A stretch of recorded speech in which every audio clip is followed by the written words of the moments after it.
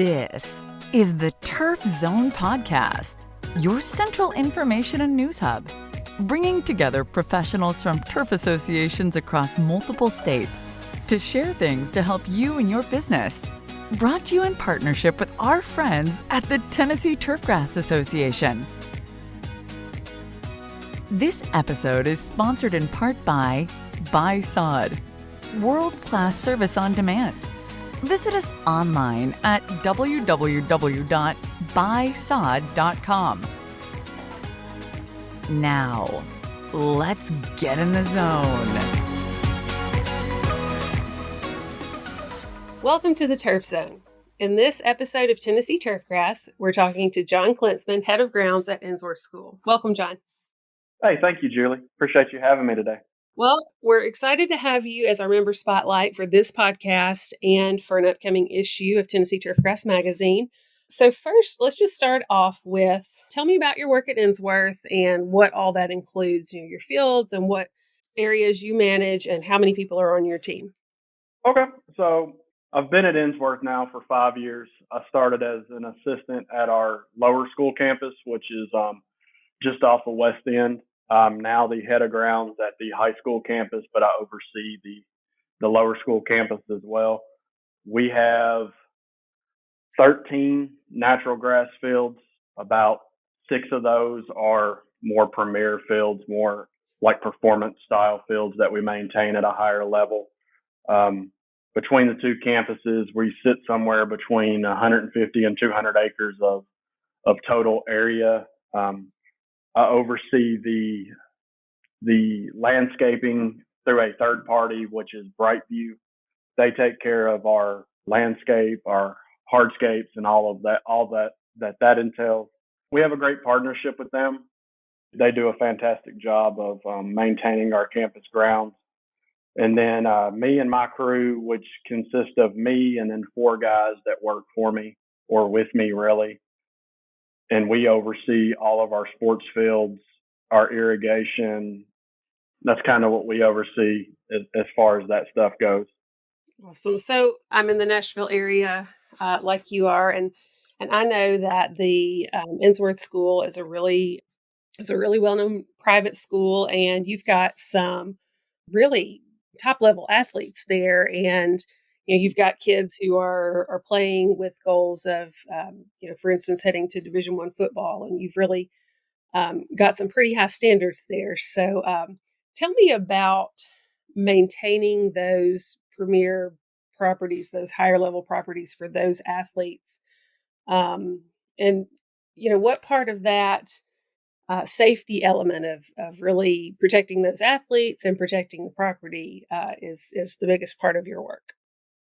Me and the guys, we take a lot of pride in knowing that players that play on our fields go to college. We play a very small part of it, but when we see a kid signed for Minnesota or Tennessee, which we've seen both, Ohio State this past year, we take a lot of pride in knowing that we provided them a high-level sports field, but at the same time, a very safe sports field. When they play at home, I'm always very nervous when I see an injury, and I'm immediately messaging the trainer. What was it? Was it caused by the field? Was it caused by something else? And they've honestly gotten into the habit of texting me as soon as they know, saying not field related or whatever. But knowing that these players, they're going to the next level after playing here, our ultimate goal is to make sure this is the best field they've ever played on, not only from an aesthetics point of view, but like you just said, from a safety point of view. So with the large scope of grounds and fields that you maintain, what's the biggest challenge? In my head, I'm picturing, all of these different shifting tasks and duties and maintaining different properties at different levels. What's the hardest part of keeping all of those balls in the air? That's a complex question. The hardest part is being able to do what we need to do when we need to do it. But you accomplish that by building relationships with your coaches and them knowing, that what we do is important. So they're usually really flexible in allowing us to do our jobs, knowing that we're doing it for a reason. So scheduling is probably the toughest aspect. Weather changes everything. I can be planned to go out and aerate a field today, but we might get 2 inches of rain the night before, and I can't accomplish my goal. So being able to be flexible, not only because of Mother Nature, but with the coaches, is probably the most important. It's not the most challenging, like I said, because we've built such a good relationship. The most challenging is probably just accomplishing everything we need to accomplish uh, within a certain amount of time. We have a good sized crew now, so I think the school sees it as we've given them the resources to do it. It should be done, but that's not always the case. Whenever, just like with 2020, a COVID year, a pandemic year that nobody expected, you're needing to use all your fields all the time so that they can distance out and have extra green space to use. So it's scheduling what we're going to do and when we're going to do it is probably the biggest challenge. Okay, this is a throw you under the bus question. What's harder to Okay. work with, Mother Nature or school admin? Probably 3 years ago, I would have told you school admin. In the past 3 years, I've worked really hard at building those relationships and helping my crew build those relationships so that the school knows who we are and they understand when we need to do something. So I'm actually going to say now, Mother Nature is a beast to work with. That's awesome. Definitely, I think that's a topic I've heard a lot of sessions address. I know Jim Brosnan um, leads a class here and there about how to communicate what you do with the people who are pulling the strings and the people who are using the field. So that's fantastic that you've navigated that and a return to Mother Nature being the biggest challenge for sure. There's an old saying, nobody cares what you know until they care how much you, or until they know how much you care. I think I said that right. I think that's Our it. our primary goal here, beyond a safe, beautiful field, is making sure the school, the admin, the students, the coaches, whoever it is, knows how, the parents, they all know how much we care. So if we can make them see, if anybody can make the people you work with see how much you care, then they will begin to care about how much you know and what you're trying to do. Absolutely. So you the TTA awards this year. You got the 2020 High School Field of the Year for the football field there at Ensworth, and you've had some other recognition. This is a pretty good year for you, John. You got to present at the virtual TTA conference, and then you had a leadership award with STMA. Is that right? Yes, ma'am. The leadership award was presented to a group of us that were on a committee for some work we did with STMA this year, and that was a fantastic honor. If I didn't tell you, I almost come to tears whenever I found out. I'd be lying to you. Um, but every honor we've been presented, um, from the very end of 2019 through the beginning of 2021, has been a great honor. Being presented Field of the Year was amazing because we didn't apply for it this year. We kind of held off applying for it, and somebody else did that for us, and that was pretty amazing. And then, truthfully, just being asked to present at TTA in front of my peer group, guys that I look up to. You mentioned them, Dr. Brosnan, guys like that, was a great honor as well.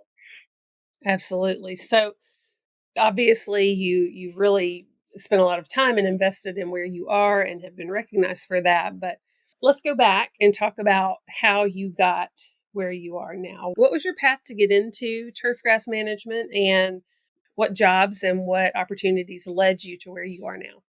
All right, so I'll try to keep it short and simple for you, but coming as a young, dumb 17-year-old, I ended up having a kid. He'll be 21 once this podcast airs, he'll already be 21. And so coming out of high school, I had no clue what I wanted to do. I just knew I needed to make money. And I jumped into working in warehouses and factories and things like that. And I was never happy or fulfilled. I went to work to make a paycheck. I ended up, later on in life, just a not great marriage and not great time with that person, getting divorced and trying to figure out my life at that point. I was 30 years old at that point. So I'm now starting over where a lot of guys had already had some opportunities. I'm kind of starting over my opportunities. And I started dating, she was my high school sweetheart for a long time. And then we kind of moved on in life and we started dating. And she told me, if we're going to make a go at this, you're going to find something you want to do. She said she didn't want me coming home miserable from just a crappy day at work. And so I got on at the Smyrna golf course as a full-time employee. And I was working for Monica at the Smyrna golf course. And she was one of those people that she wanted you to know what she knew. If you wanted to know. So I had no formal education at the time, and I would ask questions about everything we did. And I think I fell in love with the golf course on day one of being there and just the knowledge that she was passing on to me at the time. And I stayed at the golf course for almost 2 years before, I kind of didn't see a clear path of, truthfully just being able to make more money. I was making very little money, working all day, every day. And although I loved what I did, I needed to provide better for my family. And a position came open here at Ensworth as the assistant at the lower school. And I realized real quick that everything I did in high school on the baseball team was kind of coming through. I was a terrible baseball player. I loved the game, but I just wasn't very good. So I was on the team basically as a manager, and I would get to go out during the school day to drag the baseball field or chalk the lines, whatever it might be that the baseball coach didn't have time for because he had classes he would send me to do. And I didn't realize that there was a career choice in working on sports fields. And coming to Ensworth, I realized real quick that being in sports turf versus golf was where I wanted to be. Being able to work with, especially here at Ensworth, being able to work with these young athletes and provide them a top level playing facility is really rewarding. And so I was the assistant here for about 2.5 years.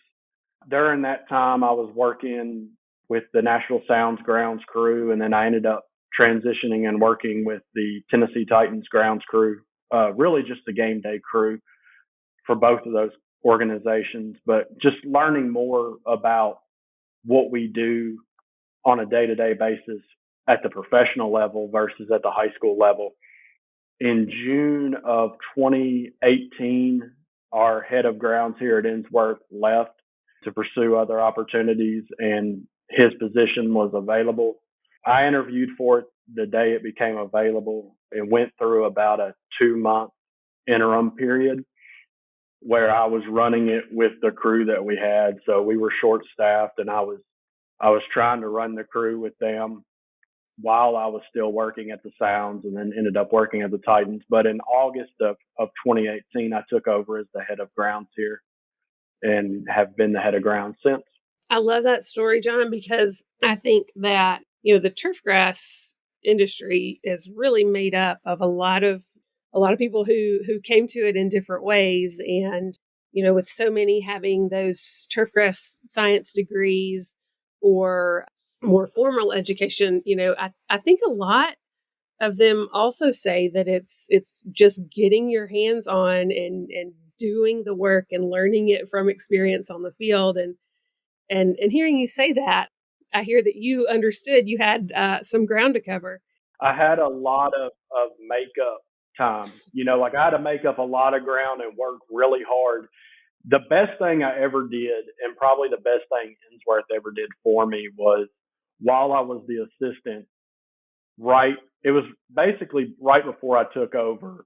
They provided me the opportunity to do the continuing education program through the University of Georgia, and I was able to get my certificate, however you want to put it. But I got a certificate through the University of Georgia where I was able to get a little bit of the educational standpoint of it through them. And, Ensworth providing that was really great because at that time I didn't have the funds to go back to school, but I was able to do that program online and still be working day to day while they paid for it, which was great. And I think it was the best thing I ever asked for. That's phenomenal. Along with those type of opportunities, one thing I've been so impressed with the Turfgrass community is education is constant, and the researchers and the university teams are so invested in getting their research out for actual sports turf managers, golf course superintendents, lawn and landscape. They really want to get that information out in practical terms to you guys. So let's talk about that in the context of TTA. And is that something that you make a priority for yourself and your team that Tennessee Turfgrass Association offers? Yes, ma'am. Not only do I make it a priority, but Ensworth in general makes it a priority.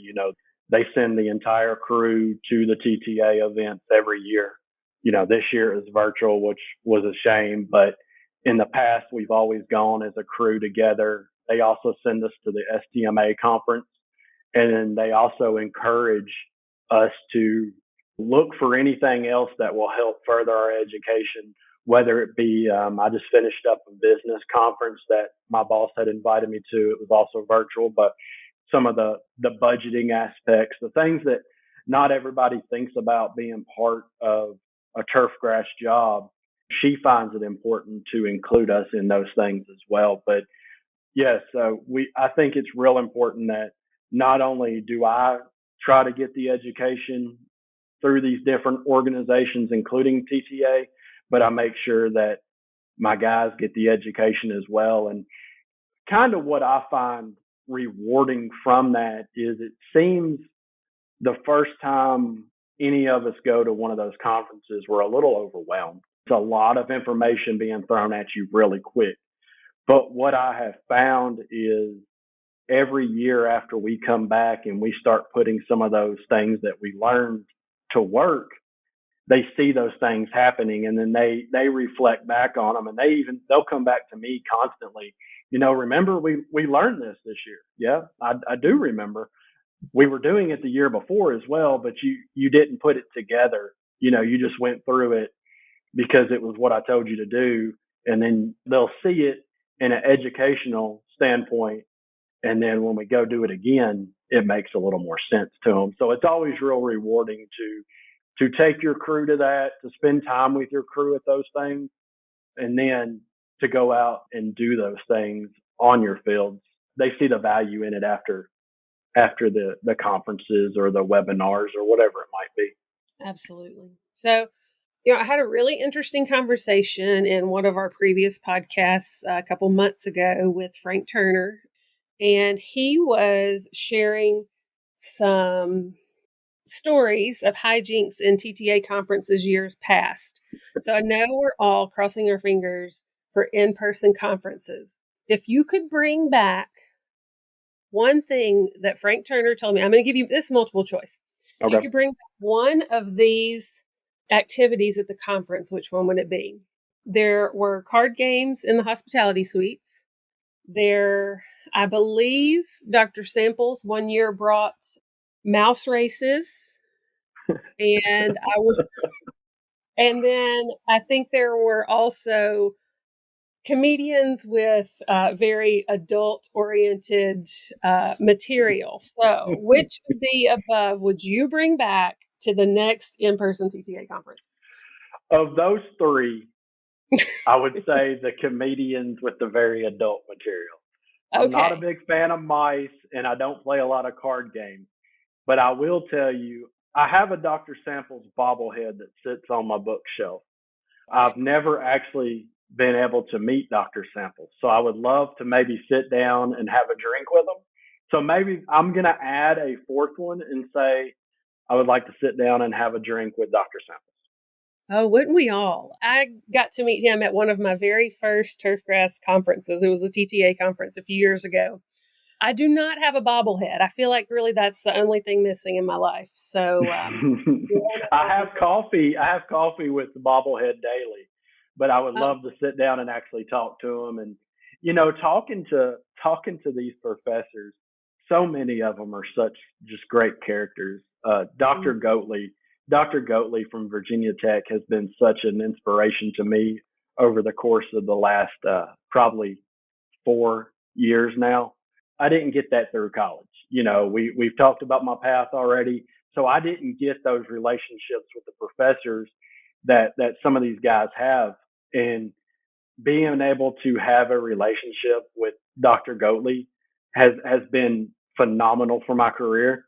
And just being able to reach out to him, and even though we do things completely different because he's in a completely different area of the country, being able just to sit down and chat with him has been awesome.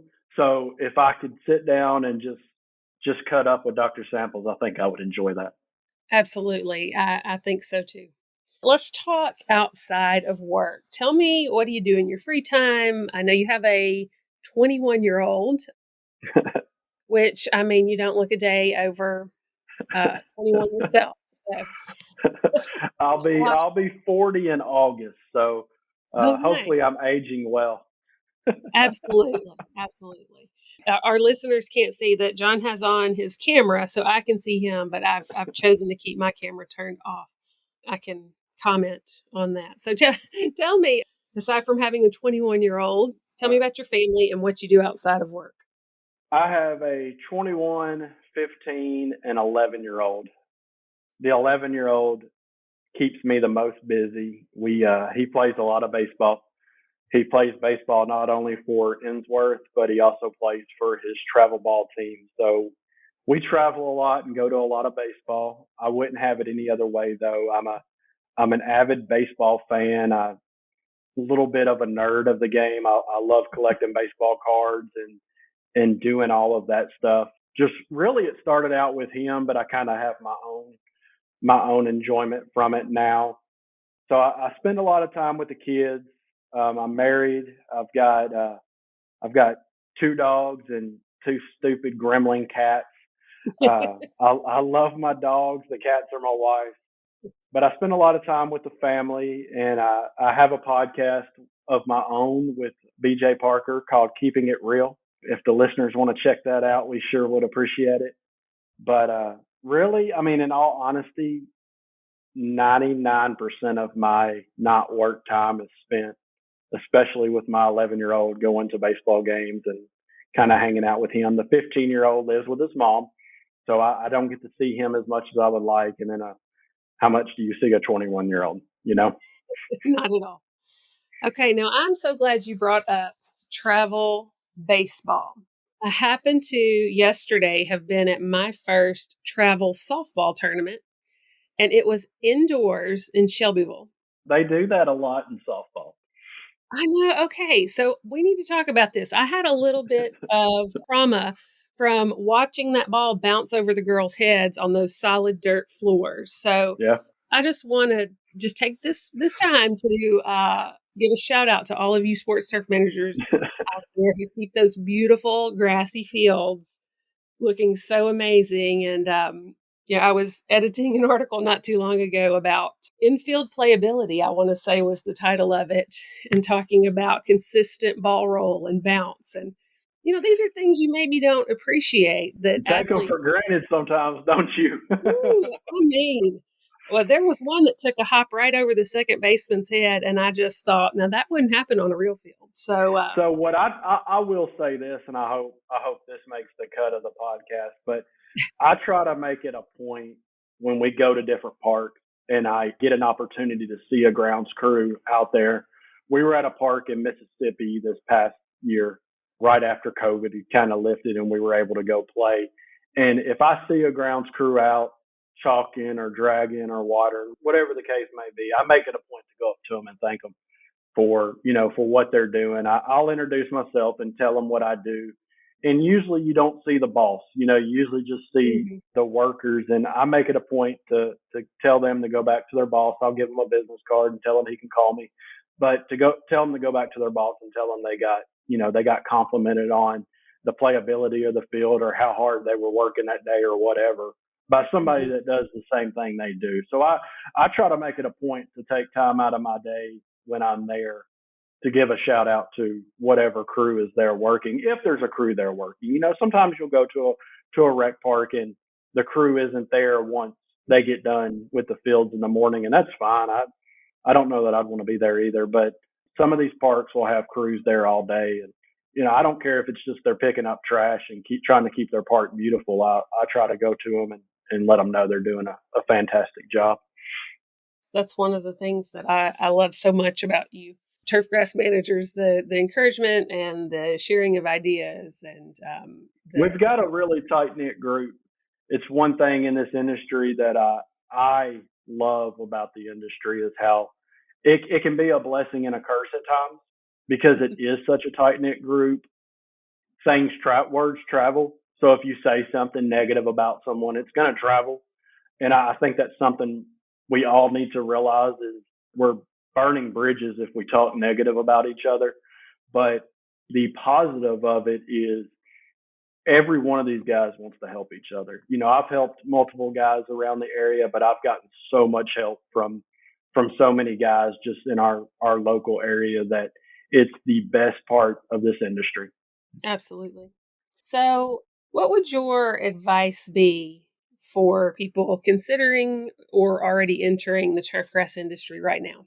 I actually have been thinking about this a lot because I have a guy that he just started with us back in November. He's done an internship with the Titans on a kind of a lower end for him. He didn't get to do a whole lot because he joined them late. He's worked with a construction company as well. My advice to him when he came to us was just to listen, to slow down, to listen. And I think that's number one. And I think number two is like what I just told you. Always know that there's other guys around you, meaning whether it be where you're working or other guys at other places around you that are willing to help you, and just don't be scared to ask questions, so listen and ask questions. And if you do those two things, then you're going to be okay. All right, John, let's close out with one more question. I want to know, do you have any mentors in the industry? Well, I mentioned Monica Lalindi from the Smyrna Golf Course, which she's no longer at the golf course. And if anybody knows where she is, I would love you to pass this episode along to her because I love her for everything she taught me coming up. Not only how to be the boss I want to be, but just a lot of the minor knowledgeable stuff that she taught me. Thomas Trotter at the Nashville Sounds has been a huge influence on my career and also teaching me to be the kind of boss that I want to work for. He's been fantastic, and we still talk daily to this point. I mentioned Dr. Goatley with Virginia Tech has been a huge influence on my career and where I'm headed. So, and then to add one more would be Michael Brownlee. He's a fertilizer rep with Simplot. He's been a huge benefit adding him to not only to my life, but to my career. So those four people have been very instrumental in my career. Excellent. Thank you. Well, and thank you so much for your time and for talking to us this morning. Don't miss an episode of Tennessee Turfgrass. You can subscribe at Apple Podcasts, Spotify, or wherever you get your podcasts. You can also visit us at theturfzone.com. You've been listening to The Turf Zone. Thank you to our sponsors, including Buy Sod, world-class service on demand. Visit us online at www.buysod.com. For more episodes of The Turf Zone, Visit theturfzone.com and subscribe on Apple Podcasts, Stitcher, or your favorite podcast app.